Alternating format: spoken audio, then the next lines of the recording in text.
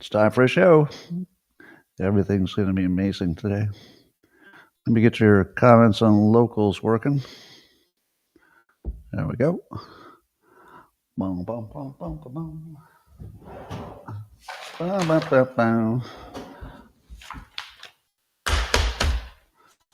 Good morning, everybody, and welcome to the highlight of human civilization. It's called Coffee with Scott Adams, and you've never had a better time. But if you'd like to take it up to levels that nobody can even understand with their tiny, shiny human brains, all you need for that is a cover, mug, or a glass, a tank, a chalice, a stein, a canteen, jug, a flask, a vessel of any kind. Fill it with your favorite liquid. I like coffee. And join me now for the unparalleled pleasure, the dopamine hit of the day. The thing that makes everything better. It's called the simultaneous sip, and damn it, it happens right now. Go.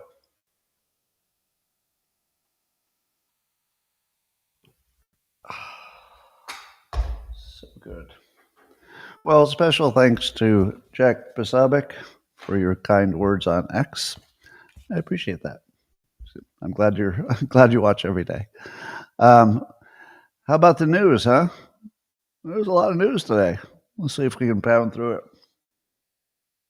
We'll get to the serious stuff in a minute, but while people are streaming in, according to the AP, in Los Angeles, 30 officers at a Southern California juvenile detention facility have been charged for holding what they call gladiator fights with the minors. So it's not even an adult facility; it's a juvenile detention. I'm not supposed to laugh at this. It's a juvenile detention center, but apparently they were organizing the officers were not the inmates, but the guards were were organizing gladiator fights where they would just all meet in a certain place at a certain time and fight it out. Now, I know somebody who has had a more interesting life than I have, and claims that this is completely normal for adult detention facilities, that the guards do, in fact, organize fights among the inmates for the adults. I didn't know it was happening at juvenile facilities. That just makes it extra bad. But if you think this just happened in one place and there were 30 officers who were all in on it, I got to wake you up. This is closer to standard procedure. The guards, if they hate the inmates, any particular ones, they organize a fight, and they just put the ones they hate in the fight, and they just stand back and watch it. That's a real thing. All right. Well, according to Attorney General Pam Bondi, there's an alleged truckload of Epstein files that were released by, guess what, the Southern District of New York. I guess that's where they were all being stored. And not unrelated, the head of that FBI, the Southern District of New York, was asked to resign, partly because he told people to dig in, and that was taken as resisting, the Trump administration. But also, he wasn't really too keen on releasing all the Epstein files, so he's gone. And the Epstein files are in a truck. And Pam Bondi says that that they're going to be delivered, or they've already been delivered, and now they have to go through them, and then they'll figure out just what they can and cannot show. Do you believe that? I don't believe any of it. Do you think that they fought so hard to not show it that they wouldn't also destroy the good stuff? The truckload doesn't mean there's any good stuff. So I'm going to guess that when they get in there, they're going to say, according to the evidence records and the document page numbers, it feels like all the good stuff has been removed. Or the FBI itself will, again, even if it's Kash Patel or somebody else, will just block out the things that we're not supposed to see. And maybe that's all the stuff that we really wanted to see. So I'm going to say, just for fun, I don't believe it's real. I do believe there's a truck. I do believe it's got a lot of Epstein files in it. I do not believe this means we're going to find out the good stuff. I think it's just going to be more repeats of things we've seen, but with a lot more detail. So I don't trust this at all. But it does look like Pam Bondi is dead serious, and it looks like Kash Patel is dead serious about trying. So I'm going to give them A plus for trying. But I feel like the deep state may have already removed any possibility of finding the good stuff. We'll see. That's just speculation. Well, Rachel Maddow trying to sell the idea that Trump is working with Putin and a Russian puppet. You know, the usual thing. It wouldn't matter what Trump did. Trump woke up today. Oh, he woke up like a Russian puppet. Trump took a walk on the golf course. Oh, that's exactly what Putin would want him to do. So she writes up this super academic list of all the ways that Trump is already helping Putin. And it's such an academic and boring and complicated, well, but this could be connected in some way, this stretching the idea of the connection. Let me give you some examples. So here's one of the ways that Trump is allegedly helping Putin. He weakened, this is from Rachel Maddow, he weakened nuclear security by firing key personnel. Okay. We're reducing personnel in basically everything that Doge touches. So basically everything that Doge touches, ends up in people being fired. And every time, no matter what department it is, somebody says, but those are the best people. Those are the best. You got rid of all the best people. What are we going to do now? The nuclear security is probably exactly the same. So, no, that's probably had nothing to do with Putin, probably just was cost cutting. And then she said that Trump has disbanded key U.S. counterintelligence units, eliminated the FBI's Foreign Influence Task Force, which investigated secret foreign lobbying by adversaries such as Russia. Okay, so it's something that affects all of our other adversaries, but also our allies, because they always try to influence us too. So it was a general rule, but Rachel's like, that looks like that's for Putin. So almost anything that Trump does, you can make an argument, but indirectly, that looks like that's for Putin. So it's the most boring and academic and ridiculous list, but it's good enough for her audience, who are, as you know, all idiots. So here's one we don't know why yet, but Pete Hegseth has ordered a pause in the U.S. cyber offensive against Russia, according to the BBC. So the U.S. just stopped doing offensive cyber attacks on Russia, to which I say, now that doesn't mean they stopped doing defensive stuff, of course, but why would you stop offensive cyber attacks? Well, if I were getting ready to negotiate peace, I would show them that we were capable of doing that. I wouldn't wait forever. We're not going to wait forever for Russia to sign a deal. But one of the things that Trump is good at is bringing new variables into a negotiation. So suddenly, cyber attacks are on the table. And then separately, there's a report that Russia has been asked to help communicate with Iran to work out a nuclear, some kind of a non-proliferation or something about their nuclear program. But the idea is that Russia would be a productive partner in negotiating with Iran because they have a better relationship. To which I say, that's not crazy.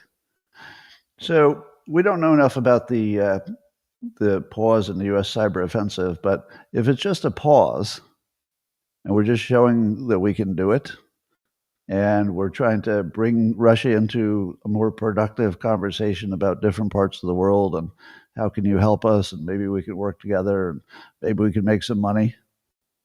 I don't know. I think you have to look at the entire universe of things that are happening to figure out whether there's any room for a deal. If all you're looking at is ceasefire, yes or no, ceasefire, well, you're not going to know anything. You have to look at all of the moving parts and say to yourself, all right, is that enough moving parts where there's stuff we can give without costing anything, and there's stuff they can give us without costing anything? And probably there's going to be a whole bunch of variables that allow us to do that. So yeah, the more variables that Trump puts into the deal, the more successful it'll be, I think. Anyway, and we're not going to stop our defensive stuff, so it's not like we're unprotected. So Scott Jennings continues to entertain on the panel with Abby Phillip on CNN, and he said to his table mates, he goes, "You mentioned the Europeans. It's interesting to me. They spend more money on Russian oil and gas last year than they sent to Ukraine collectively." And then Scott Jennings said that the proposed mineral deal that got turned down by Zelensky or never got signed, he says the mineral deal is effectively a security guarantee. And what did Abby Phillip say? I have to do the Democrat idiot face because it doesn't make sense. Oh, that's not a security guarantee. That's not a security guarantee. You have to do it with stupid face. And then Scott Jennings would say, well, actually, it's the best kind because it puts our own interests, tied to the welfare of the country. So it's actually a really good security thing. But it's not a security guarantee. It's not a security guarantee. Well, my book, Loser Think? There's a chapter in there which I talk about people who argue by definition. You can't win an argument with a definition. That's like not even playing. And Abby Phillip is one of the definition people. Oh, but that's not called that would not be called a security guarantee. So let me ask you this. Remember when Kamala Harris and the U.S. and Europe, they were all promising Ukraine that NATO would be helping them, and they were meaning that they would let Ukraine into NATO if certain conditions were met, and those were kind of like security guarantees, weren't they? And what did that cause to happen? Russia invaded the country. So how about the time when Clinton promised, was it Clinton who promised Putin that we wouldn't be adding NATO countries on the border of Russia? And then we did. So how about those security guarantees? Now, I would agree that if you're a NATO country, you're safer than if you're not. But to imagine that we wouldn't sell out with somebody for our own best interest, or anybody really, any country would. Countries only operate in their best interest. So Scott Jennings is completely correct that having a big financial interest in the country probably keeps them a lot safer than if we didn't. But if the only thing we did is said, hey, I promise you, if they attack, we'll be there tomorrow. Can you trust that? Is that enough of a guarantee? What does it take to be a guarantee? It's not like there's some court that could make us do it. What if we say, well, that's a special case. We can't get involved in that. So I think the definition, this is also a very democratic thing to do, to insist that there's only one definition of a thing and just act like it. We don't think that biological men should compete with women in sports. They're called women. The definition of them are called women. They're women. Yeah, but we're not arguing the definition of words. We're just saying that biological men, they're stronger, and so there's a risk and sort of an unfairness to the women. But they're women. They're women. It's a definition. By definition, say it. Say it. Say it. They're women. And then they do the same thing with January 6th. They start with, first, let's agree that this is an insurrection. Well, actually, almost nobody who was there, or maybe some tiny percent, would have thought of it that way. Almost everybody who protested on January 6th thought that they might be stopping an insurrection. So really, it would be closer to the opposite of an insurrection, a protest, perhaps. Oh, it's an insurrection. It's an insurrection. They're called women. They're called women. Oh, security guarantees. So once you see the pattern that Republicans argue about what works, what are the motivations? What are the incentives? What does the system look like? That's how Republicans argue. And then the Democrats argue definitions, which is not even an argument. It's literally what a child would do. What, you said, you take me to ice cream. I know, but it's raining and the car is broken. But you said. I know, it's just, I can't because the car is broken, but we'll go tomorrow. But you said. It's just a child argument over and over again. So Reddit co-founder Alexis Ohanian is joining a group trying to see if they can put together a purchase deal for TikTok. I don't know how many groups there are looking at it now, but they're pretty serious people. So if the most serious people can't make a deal to buy TikTok, who can? I saw a post by John Stossel. And if you didn't know this, I knew this, but it kind of fits into the stories today. So this is an old story, but he mentions, John Stossel does, that the New York Times covered up Stalin's famine when he was starving people, Stalin was, while millions starved. Now, why did the New York Times cover up, one of the crimes of the century, starving millions of people? Why would they cover that? Well, it turns out that their star reporter, Walter Duranty, but also his colleagues, they liked communism's utopian promises. This is John Stossel writing. And the status he got when his exclusive interviews, he could do exclusive interviews with Stalin. So literally, the New York Times was ignoring the biggest story happening, the most horrible, incredible bad thing.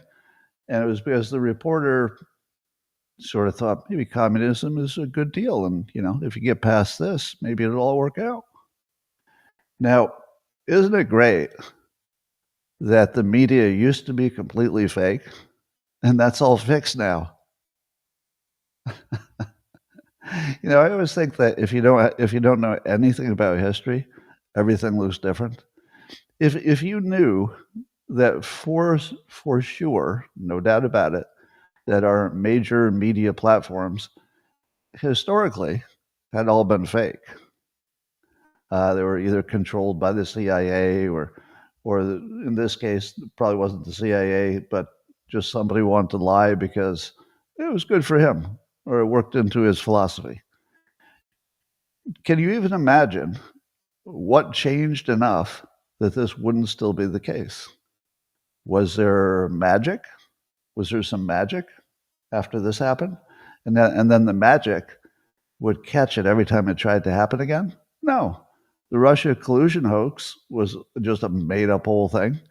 What about the Fine People hoax, which, by the way, I think NPR actually pushed the Fine People hoax again, I think yesterday.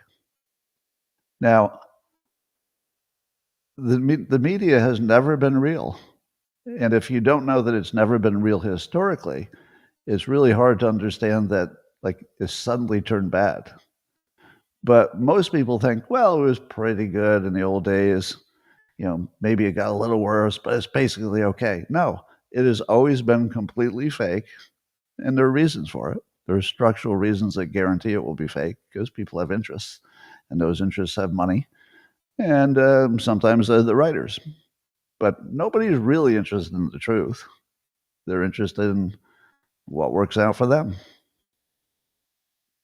Well, meanwhile, the TSMC, the big, gigantic chip company that operates mostly in Taiwan, says they're going to put $100 billion into the U.S. to build and support semiconductor manufacturing here.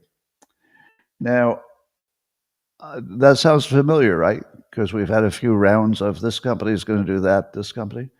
So I saw Daniel Baldwin, who works for OANN, and he put together a list. So it's $100 billion from TSMC, the chip company. Apple promised $500 billion for domestic manufacturing. Something called ZEP-bound, $27 billion. 100 billion from SoftBank, 20 billion from DAMAC, I don't know what that is, 500 billion from Stargate, 600 billion from Saudi Arabia. Now, those numbers start adding up, don't they? The other thing that's important that Trump understands better than anybody's ever understood it is that sometimes you have to BS a little bit about how things are going.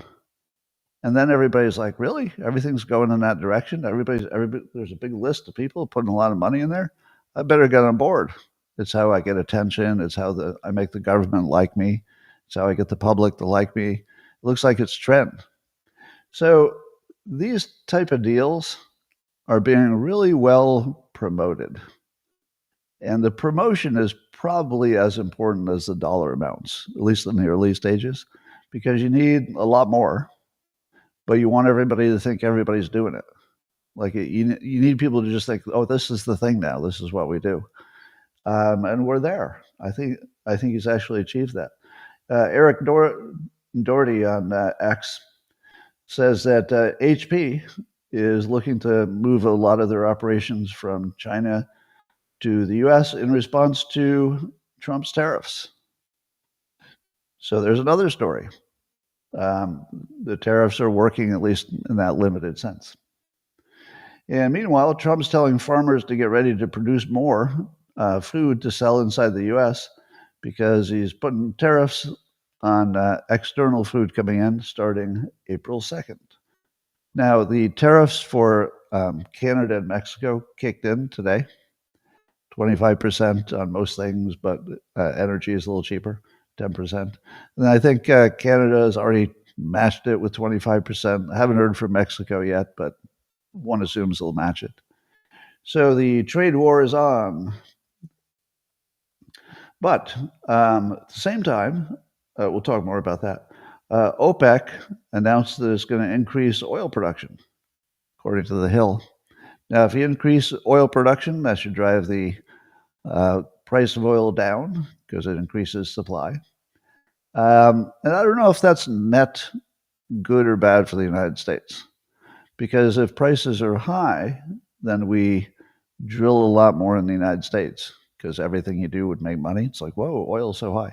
If it goes down, then even some of the wells we already drilled, somebody's going to say, oh, this was a good idea before, but now the price went down. So they might, just cap it. So it certainly should help with the price of your eggs, and it certainly should help with inflation eventually. And I don't think there's anything bigger. So OPEC producing more is just about the best thing that could ever happen for Trump. It's the one thing that everybody agrees lowers inflation, or at least prices today. So that's good news. Meanwhile, X, the X platform, is doing more great work for free speech. So California was introduced this censorship law for social media, and the essence of it is they want to require the social media platforms to have their own censorship standards. But it's all kind of squishy stuff like, do you have a definition of hate speech? What is your definition of racism? And all these things have that thing to them. It's like, okay, we don't want hate speech. We don't want any racism. But as soon as you say it's somebody's job to decide when it happened, then everything looks like hate speech and everything looks like racism. Because you could sort of, Rachel Maddow it to make anything sound like one of those two things. So it would be just a gross attack on free speech. But it looks like X hired some lawyers, and it looks like it's going to be blocked at the moment. The court struck down the key censorship provision, according to Reclaim the Net, D.D. Rankovich.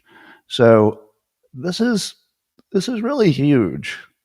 And if you only think of X in terms of the more obvious stuff it's doing, you would miss one of its biggest values to the country is this.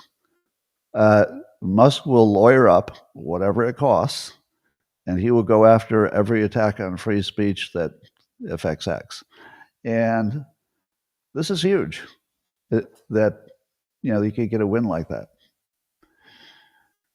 Speaking of which, you know that the Europeans are trying to do the same thing that California was doing, which is create these censorship standards so that they can control American companies by controlling what they can do in Europe, which would trickle into the United States. So if they said, for example, you can't post a message like this, whatever this is, in Europe, well, what are the platforms going to do? If you're Facebook, you're going to say, all right, well, I guess we're going to have to ban it everywhere, because if it's banned in Europe and they're going to completely kick us out of that market if we don't do this, we're going to have to censor. So the FCC chairman was over at the Mobile World Congress. This is Brendan Carr. Brendan Carr is one of the good guys. He is very active and chasing down the bad behavior and addressing it. So he's giving speeches basically, and he's mentioning the EU's Digital Services Act, which is the one that would be sort of a backdoor way of censoring Americans. And basically, he's warning them that the United States is going to respond, because Trump has already said he wants a directive to figure out how to tariff them or do something to make sure that they can't extort us that way. So I love the fact that Trump and his head of the FCC basically are saying, this is war. You can try to censor us, but we're not giving up the First Amendment. So you tell us how expensive you want to make this, because there's nothing we're not going to do to make sure that we're not censored. You can censor yourself, put yourself out of business as a real country, but you're not going to do it to us. And I think that Trump, again, one of the magic parts of Trump is that he doesn't bluff. So when Trump says, we're coming for you if you don't change this, they know he's coming. And Brendan Carr is like, chief gladiator. So if he's coming for you, he's, fully supported by Trump. So we'll see where this goes. But I love the fact that Trump is completely at war and isn't going to take this. It's just completely unacceptable. We're going to do whatever it takes. Meanwhile, update on the DEI dominoes. So DEI has been falling everywhere. Even BlackRock decided to get out of it. The big banks are getting out of it. Now, today, Arizona universities are quietly deleting their DEI language, according to Cronkite News. Now, I don't know if that means they're just hiding it, but it means that they understand there's a risk. And so they're operating based on risk, which is what we want. Also, the University of Southern California is going to scrub their DEI stuff out of their documents and stuff. And again, I don't know if that's just hiding it. It might be hiding it, but still, step in the right direction. If they have to hide it, that feels like a little bit of a win. It's a half win. And then apparently there were some CIA officers who were fired because they were part of the DEI programs for the CIA, and according to Natural News. But a judge just upheld Trump and Doge's ability to fire them for just being part of the DEI. They didn't need a better reason. So that was the reason. And so that's going to stick. One of my big questions is, how will history treat DEI? Because, if you went back in history and let's say it was right in the middle of slavery, what do you think the news said about slavery in the South? The news in the South. It was probably like, yeah, things are working real good. Of course, we got a lot of slaves, so production is up. We had a good ball. Don't you think that while it was happening, it was treated like a positive? Because otherwise it wouldn't have been there.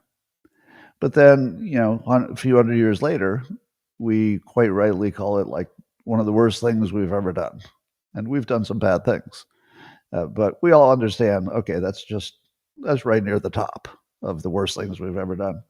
What do you think DEI will do in the future?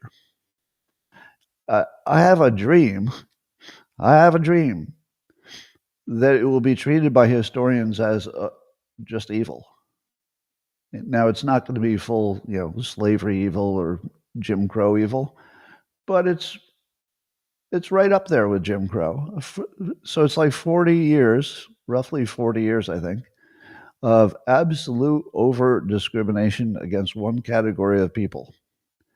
And lives were ruined, careers were ruined, the economy was suffering, I think. It's just one of the darkest, worst, messed up parts of American history.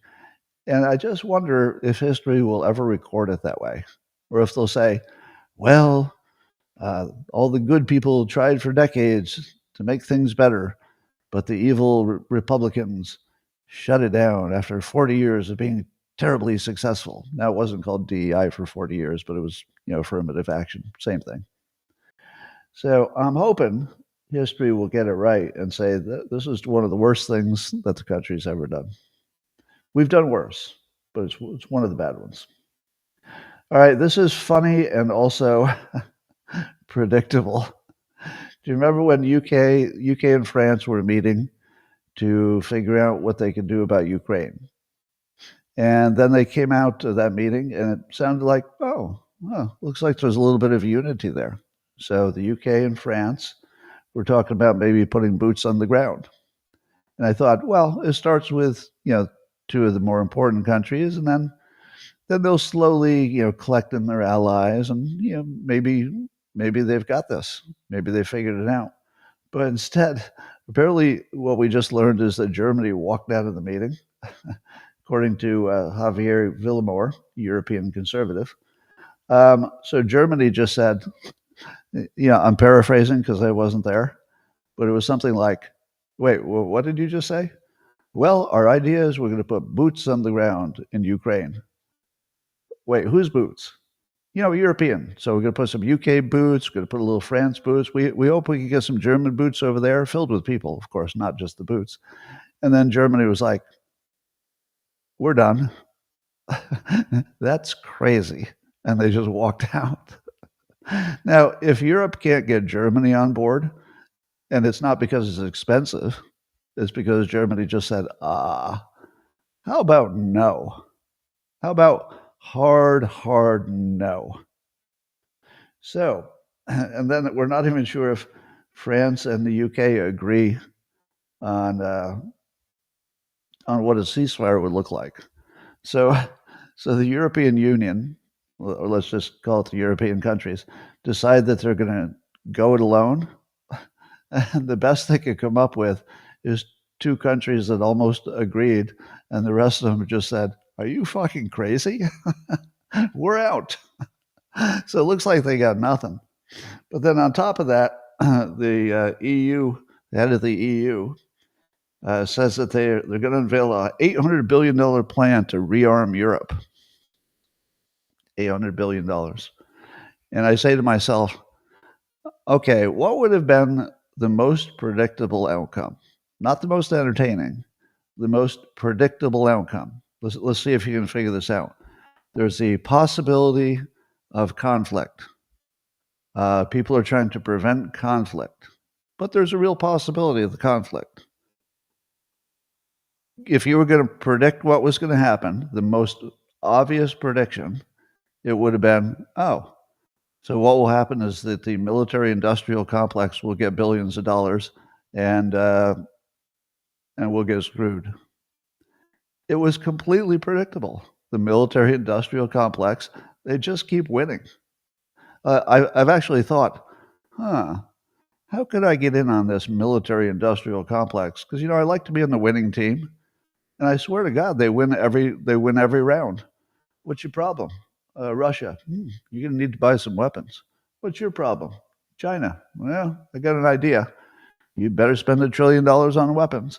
It's like no matter what we do, the answer is always give money to the military-industrial complex. So That's why we like Trump, because I don't think he automatically falls for that. It's also weird that Europe has nukes, and those are not a deterrent to being invaded. Like, what are they actually buying weapons to do? Are they buying weapons so that they don't have to use their nukes if Russia tries to roll over Europe and take over the UK? Has Russia ever shown, give me a history lesson, has Russia ever shown interest in conquering any country that wasn't really either Russian speaking or had some, obvious strategic value? They're not good guys. So I'm not saying Russia's the good guys. Don't get me wrong. But do you think Russia has ever wanted to conquer France? If they ever wanted to conquer the UK, or at least, let's say, in the last 100 years? I don't think so. So it seems like if you just said, here's the deal, we're going to get rid of all of our weapons. But if you put one Russian boot on our territory, we're going to nuke Poland. Not Poland. We're going to nuke Moscow. Sorry, don't aim the nukes at an ally. Why doesn't that work? If the more traditional weapons you have, the more likely you're going to get into a traditional fight. But if you just said, we're going to get rid of all of them, because you'd be insane to attack us because we only have this one defense. So we use it. We'll just take out Moscow with a nuclear weapon. Would you, if you were Russia and somebody said, our entire defense is written up in this document, you're free to read it. And the document says, if Russia attacks even 1 inch of our territory, we're going to nuke them. Would you attack if it was actually in writing? We're going to put a nuke right up your ass. I don't think so. Now, like I said, there's no such thing as a real security guarantee. There's no guarantees, but it would have to be at least as safe as spending $800 billion for the military-industrial complex. Some of it in our country, I assume, but a lot of it in Europe. Well, Trump's giving a big speech to Congress tonight. Some people were speculating that he might float the idea of leaving NATO. I don't think so, because I don't think he would announce that in his speech. But hey, he's full of surprises. Anything could happen. He might tease it. I can imagine him teasing it just to see what reaction he got. But I don't think he's going to announce it. Apparently, according to Election Wizard on X, the congressional Democrats are planning to disrupt his speech. And their plan, allegedly, involves using a variety of tactics, including noisemakers, hand clappers, signs, eggs, and walkouts. Now, how do the eggs fit into this? And why are eggs suddenly such a big part of every story? Can we do any story that doesn't involve eggs? Why did eggs become the biggest thing to talk about? Anyway, I assume the eggs would be to what? Throw? If somebody threw an egg at the president, wouldn't they be arrested? Would that not be assault or attempted injury of some kind of a sitting president? Wouldn't it be a disruption of an official business? I don't know if his speech is official business or not, but we'll see. I'm kind of doubtful that eggs will be thrown. Maybe they'll just bring them to show off. It's like, look, I got an egg. Anybody else have an egg? Can't afford it, can you? But I got an egg because I did insider trading. I did enough insider trading to have an egg. Well, according to Laura Loomer and some others, apparently the left is also going to organize, or has organized, some kind of a massive protest in the Black Lives Matter Plaza before Trump does his speech to Congress. Now, do you remember when we were more innocent? And if you heard that the left had an organized protest, you'd think, wow, there must be a lot of people, like regular people, who are just mad. Otherwise, you couldn't pull together that many people. But then you learn that these are all fake. All these protests are just probably Soros funded or, Hoffman or something. And that Some of the people might be sincere, but this doesn't happen unless it's just a big fake thing driven by people at the top with money. So to me, it's just funny because once you realize it's just theater and it's fake, it doesn't even look the same anymore. Like I can't even get mad at it because like, oh, that's kind of funny. How's your fake protest going?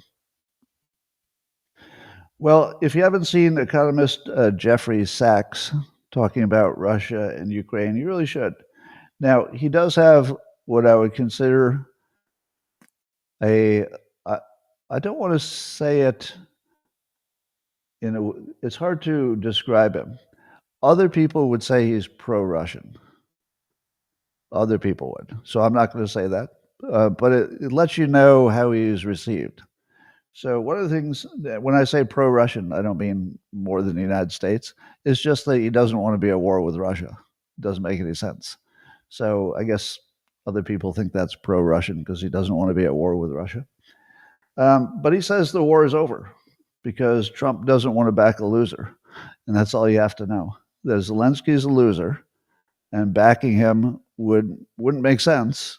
And it certainly wouldn't make sense for somebody like Trump who doesn't want to back a loser. And I thought to myself, that is really cleverly summarized. You know, if you could imagine that Trump thought Zelensky was actually, Winston Churchill and an amazing figure, maybe he would treat him that way. But it's pretty clear that Trump thinks that Zelensky is a loser. And he doesn't want to hitch his wagon to somebody who's unpredictable and not going along with the game and and Zelensky predicted that the war would last a long time. Now, isn't that kind of up to Zelensky? I mean, it's only going to last as long as he wants it to. So, yeah, I think I agree with Jeffrey Sachs on this. If the only thing you knew is that Trump isn't the kind of guy who wants to back a loser, an obvious loser, it's kind of all you need to know. So, meanwhile, Russia has allegedly agreed, I think I mentioned this, to help with negotiating with Iran over their nuclear program, Iran's nuclear program, and also maybe talk to them about Iran's support of proxies in the region. Bloomberg AI was reporting this. Now, what I like about this, like I said, is when Trump expands the negotiations, which he's doing, instead of saying, hey, which part of Ukraine do you keep and what day do you want to do the ceasefire? Total losing approach, not enough variables. But if Trump goes in and says, according to Unusual Whales, Ukraine's President Zelensky just said, quote, I am ready to work under Trump's strong leadership to bring peace. Interesting, because that's exactly what Trump demanded. He said, we can work with you, but we need a strong statement that says you want peace, because the last thing you said was, I think the war is going to last a long time.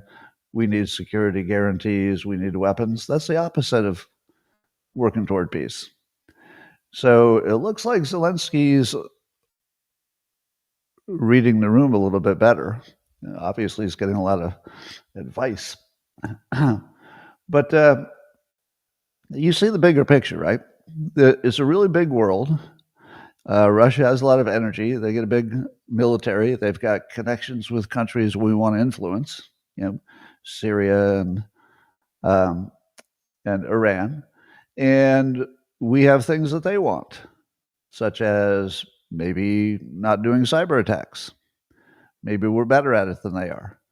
So I think the conversation is going to go to, I'm just going to guess, I'll bet we had 20 variables, which would be genius.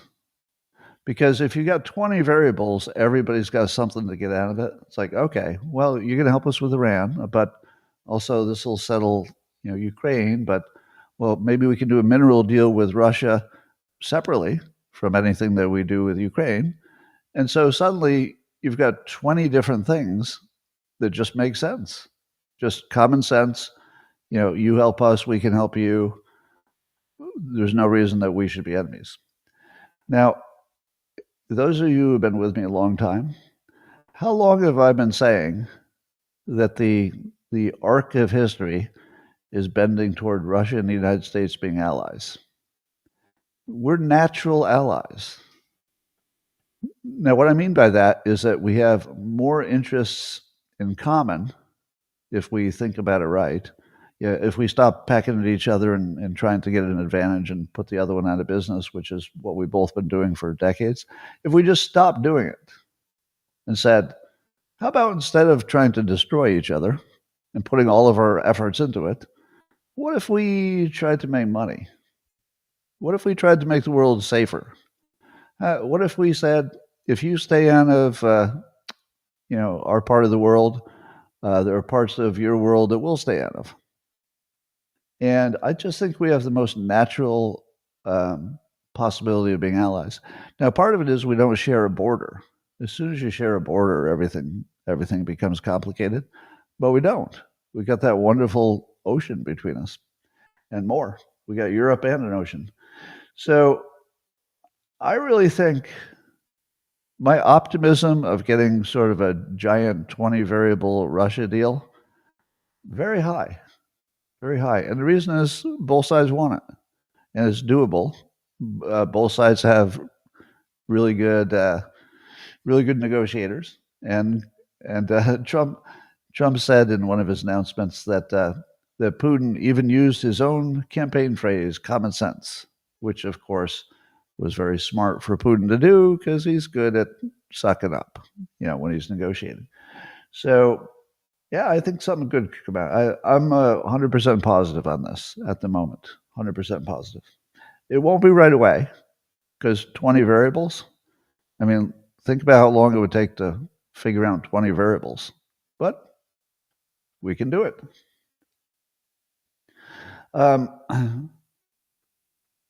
So J.D. Vance was explaining how the mineral deal would have been better than a security guarantee, and he said the president knows that. Look, if you want real security guarantees, if you want to actually ensure that Putin does not invade Ukraine again, the very best security guarantee is to give Americans economic upside in the future of Ukraine. That is a way better security guarantee than here comes his diss. I love how JD just slaps down other entities. He goes, this is way better security guarantee than 20,000 troops from some random country that hasn't fought a war in 30 or 40 years. Wow. That's how he talks about our allies. Well, okay. I like it. And I agree. The only thing that protects you is that the country that has the big guns has a personal interest. So if we've got a lot of money on the line, I mean, there could be $1 trillion, in these mining deals. Yeah, that would be a good way to guarantee that we're interested. And by the way, if you're Russia and we said to you, don't attack Ukraine because, we'll go in and protect them, we gave them a security guarantee, would that be stronger than saying, you better not go into Ukraine because we've got $1 trillion riding there, and we're not going to let that just be taken over. So if you go in, we're going to protect our interests. Doesn't that sound the same? The one where you say we're going to protect our own economic interests, that sounds like the more real one because everybody protects their own economic interest. If you said, oh, we're going to go protect this country on the other side of the world that doesn't have a direct impact on us, even if we meant it, it's not terribly persuasive. But if you say, we're not going to give up $1 trillion in mining operations, which are critical to our most important industries, like AI and self-driving cars and robots, we're not going to give that up. So if you move your armies in, we have to stop you. And you wouldn't even have to put it in writing because Putin would know that these are critical mineral rights. These are not ordinary things. It's not mining for fun. It's critical. Survival depends on it. We need to nail down some sources that we can mine, preferably in other countries. Anyway, Elon Musk was saying this about Zelensky. He says, as distasteful as it is, Zelensky should be offered some kind of amnesty in a neutral country in exchange for a peaceful transition back to democracy in Ukraine. Now, how many years have I been talking about dictator retirement island? We always have this same problem that if there's a dictator we want to depose, there's not really any path for the dictator. They kind of have to fight to the death, including killing all of their own country people by sending them, against your machine guns. So I don't think there's a practical way to solve this.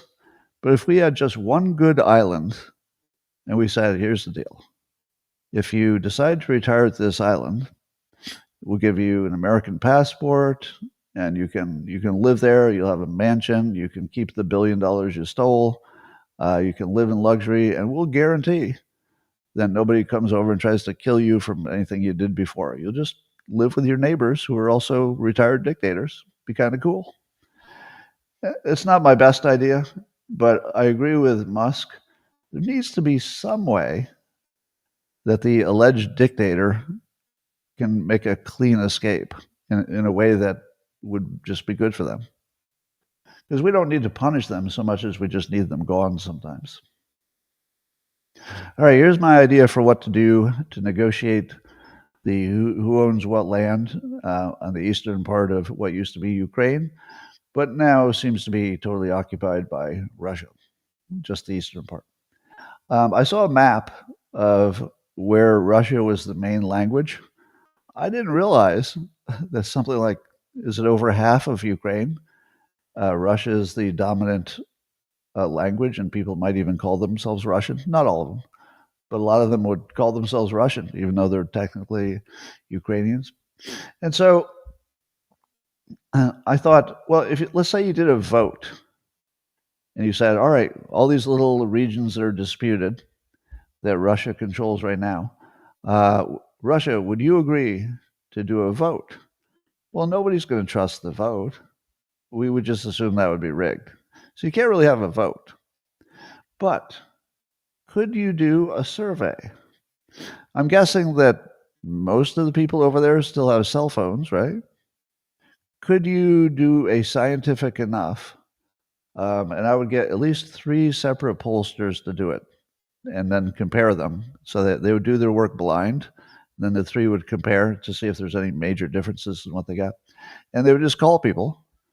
And they'd say, all right, do you want to be owned by Russia or owned by Ukraine? And then you just figure out what they want. Now, what if Ukraine said, we don't agree with that? Then you have to wonder, what is their motivation? If what the people who live there want isn't the main thing, then what are you? Are you a dictatorship? Shouldn't the people who live there be the primary ones who decide? Now, we also have the problem that some of that area is depopulated, so I don't even know what's left. So you might not even be able to get any kind of representative sample because it might be just people who haven't died yet, old people and children and stuff. So it may be impossible, but I would at least look at the idea of polling them. And you'd have to have at least 3 polls operating independently to feel like, one of them wasn't totally biased. Meanwhile, Governor Newsom of California, according to Joel Pollack and Breitbart, is ordering state employees back to the office. Yeah. So Newsom's plan to act more like a Republican seems to be right on point. So he's copying Doge and making the Californians come back to work. Now, he says only 4 days a week, which would be a lot. But it does remind you that the Democrats just painted themselves into the corner of all corners by being opposed to common sense. So whenever they embrace a little bit of common sense, it just looks like they're copying. And then you say, well, why do we need them if they're just copying? Just Republicans already do it. And you don't have to wonder if they mean it, because Republicans tend to only do things they mean. So the Democrat strategy of saying let's do more common sense things and emphasize patriotism and get rid of the identity politics. How does that work from an election strategy perspective? So, uh, so follow me on this. If somebody likes what Republicans do and they like what Trump does, and they like especially that Trump is emphasizing common sense solutions, is there any scenario in which they vote Democrat because it's all the same now? Now they're both doing common sense, so I guess I'll abandon my love of MAGA and I'll vote for a Democrat. Not many people are going to do that because it looks like one side means it and the other side is just doing fast copying. And you couldn't even be sure that, if you looked away, they would still do on the common sense stuff because it's not really in their genes. But meaning the party's genes, not any individual's genes. And wouldn't it just make the extreme people in their own party, the Democrats, wouldn't it just make them not show up to vote? So if they copy Republicans and try to be the common sense ones, wouldn't the only net effect be to reduce their own base? Because it's not going to make any difference to a Trump voter. No Trump voter is going to say, oh, look, those Democrats look good today. I'll go over there for a day. I don't think so. So it makes me wonder if they've thought anything out. Like even on paper, it doesn't look like it can work, even though obviously backing common sense makes sense. But how can that work? Now, the other thing I noticed is that when Republicans talk, have you noticed the Republicans have a vibe? Like you could probably tell who's a Republican if they're talking on TV. It takes you about 10 seconds to say, probably a Republican. Because they have let's say, a buttoned up kind of Republican conservative way of talking about things. And I would say that that's authentic because it's the lifestyle that they've adopted. They are influenced by the people that they like and people that are around. So, nobody is completely natural. But Republicans talk and act and think like Republicans. But Democrats have this weird thing where the most prominent part of their party are just theater kids. And they try to sell their ideas with their faces. Have you noticed that? If you listen to a Republican trying to sell a policy, they'll say, well, if we do this and that, we'll get this impact. So that's why we want to do it. Just policy. But if you get any one of these cats, Adam Schiff, Chris Murphy, Jamie Raskin, AOC, Swalwell, Elizabeth Warren, or Schumer, they do face persuasion, where they just crunch up their face to show how terrible something is that Trump is doing. It's like, oh, oh, oh, it's so bad. Oh, it's so bad. He's Hitler. He's Hitler. And none of it makes sense. And they do, definition thinking and analogy thinking, literally analogy. Because they say, oh, he's acting like Hitler now, an analogy, which is not anything. Or, oh, the definition of an insurrection. These are not even attempts to be part of the rational conversation, because none of that's rational. So instead, they send actors. Now, it doesn't mean that every Democrat is an actor, because they have, normal ones. But the normal ones are not on TV. The ones that get on TV are the ones who do the faces. Oh, it's so bad. I've got so much empathy. Oh, look at the little things in my forehead. Look at those lines on my forehead. That's how serious I am about how bad it is. They're so beyond pathetic at this point that it just seems funny. And my new favorite is Chris Murphy, because that guy doesn't look genuine even a little bit. He literally just looks like a theater kid who's just so happy he can do his act on TV. Anyway, tariffs. Trump is doubling his tariffs on China over the fentanyl crisis. I'm in favor of that. I'm in favor of pressing China in every way we can. I don't think that a tariff will end their fentanyl practice because I think their benefit is too big.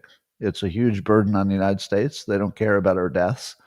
And so clearly, strategically, they're going to keep doing it. But there is one thing that they do care about, which is being shamed on the public stage. And by putting gigantic tariffs on them because they're sending fentanyl to us and we know they can stop it, that is a way to shame them without just getting in Xi's face. We just say, this is going to stop. We're going to press every button and we're going to make a lot of noise forever. And it's going to be one of the biggest things that anybody thinks about when they think about China. So, China, if you want your reputation to be that you're drug dealers, you win because we're going to make sure that your reputation is drug dealers. So, if you want that to be your brand, Trump will be happy to make that come true for you. Now, that might have some power, not by itself. So, again, you'd have to add 20 variables to get any kind of a deal that really stopped fentanyl. But I don't know if fentanyl can be stopped. But I do like the level of effort that Trump's putting into it. Meanwhile, China is halting imports of U.S. logs, and it's suspending imports of our soybeans. No. What will happen to our logs and our soybeans? Now, of course, these are tragedies for the industries involved. I don't want to minimize it. But the thing you should probably expect is that prices will go up in the short term. And the short term could be a year. But it might be more than a year. But everything he's doing collectively makes sense in the long term. And it's a hard sell if you say to people, hey, I've got an idea. We're going to raise your prices for the next year or two in the worst possible way. But when we're done, we're going to be in a solid ground and prices will drift down. And we need to do this. It's the only way to survive. You can't really sell that because all the public would hear is, what about the price of my eggs? Okay, I just said they'd go up. What about the price of my gas? Well, it might go up, but the only way we can get to a point where it's domestic manufacturing and all the things we need to reduce costs, like creating more energy, the only way we get there is through this hard road. So we got to do it. Well, you can't really sell that. So I expect it to get a little worse before it gets better. So that would be the most natural outcome. Trump said he's considering a free trade agreement with Argentina. I guess that means no tariffs and no duties and no VAT taxes. So that would be a big deal. I can't imagine that Milei of Argentina would say no to that because he's a free market guy. So is Trump. So I like the fact that Trump is saying, this part of the world, no tariffs. I like that a lot. That's a really good way to run a continent. Well, here's a seriously disturbing note. So Representative Nancy Mace, who's talked about this in public before. So I don't know the details, but my understanding is she was a victim of a horrific sex-related crime with multiple people and maybe the suggestion that there was a videotape. So drugged, raped, and videotaped. Now, that's what people are saying. I don't know the details. But she said this in a post on X. I understand video or videos may have been released via a media outlet tonight. I hope this warrants the state to search for certain devices and certain tapes at a certain location. What? Is she suggesting that the crime against her might be on video and that somebody may be releasing it today? Now, I assume it'd be, censored at least a little bit. But I got to say, I certainly admire her guts. The fact that she's taking ownership of what had to be the most horrific thing that ever happened to her, I'm guessing. The fact that instead of just avoiding it or not talking about it, she's going right at it. She wants you to know what happened, and it looks like she wants you to know who it was. And I feel like she knows who it was, but I don't know if she's, for any reason, decided not to talk about it yet. But if this video comes out, there will be faces on the screen, and they won't all be hers. If it is her at all, we're speculating. That's what it looks like. Well, this is funny. According to Retro Coast, when Doge tried to remove the credit cards from government employees, I guess it was the Department of Defense who was running up all kinds of entertainment and bar tabs and travel on their government credit cards, like a lot, like just totally out of control, because nothing's audited, it seems like. So they tried to just remove the credit cards from government employees, but some kind of federal judge blocked it. So instead of removing the credit cards, they just reset the limit to $1. So they can keep their credit cards, but it's only $1 limit per month. Well, maybe just $1. According to Rasmussen, 61% believe that an audit of the Social Security system would reveal widespread fraud in the program. 61%. That means there are 39% who don't expect widespread fraud in our Social Security. They are very optimistic. In many ways, that's the best Doge endorsement you could get. The 61% think an audit of the Social Security is going to find massive fraud. That is quite an endorsement of the, why don't you look at everything and find that fraud for us? So I like that. Meanwhile, NASA scientists, according to Brighter Side of News and Joseph Shavit, they're reporting on a propellantless propulsion for rockets, space rockets. And propellantless means it's not based on stuff exploding in the rocket's ass to drive it forward. Or rather, it generates thrust using electric fields rather than expelling mass. So the thinking is if they can perfect this, it would be just this enormous leap forward in space travel because you wouldn't need to have fuel that you're burning. It probably would be easier to generate electricity, which in turn would manipulate these electric fields. So I think they surprised themselves how well it worked. All right, ladies and gentlemen, that is what I have for today. Thank you for joining. Another tight hour of fun. I'm going to say hi to the people on Locals privately, but the rest of you, thanks for joining on Rumble and YouTube and X. And Locals coming at you in 30 seconds. I'll definitely be watching the president tonight. I don't know if I'll stream it. Probably not.